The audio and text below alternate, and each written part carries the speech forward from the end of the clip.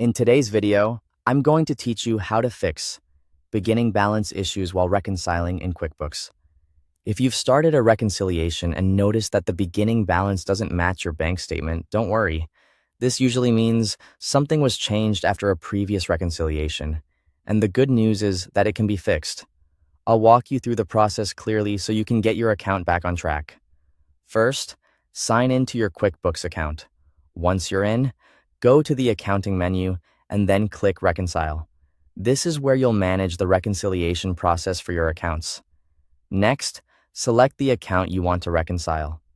Be sure you're choosing the correct bank or credit card account, since the beginning balance will be specific to that account's reconciliation history. Before you begin reconciling, take a moment to verify that the beginning balance shown in QuickBooks matches the beginning balance on your bank statement. This is an important checkpoint. If the numbers match, you can move forward with confidence.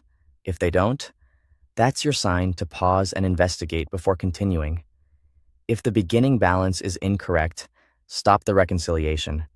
At this stage, you'll need to review any transactions that may have been changed, deleted, or marked as unreconciled since your last completed reconciliation. These types of edits can throw off the beginning balance and create problems later if they aren't corrected first. Carefully correct or restore the affected transactions until the beginning balance is accurate again.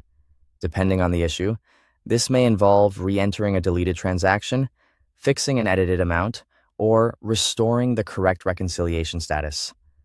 The goal is to make sure your records reflect what was previously reconciled. Once that's done, return to the Reconcile page and confirm that the beginning balance is now correct.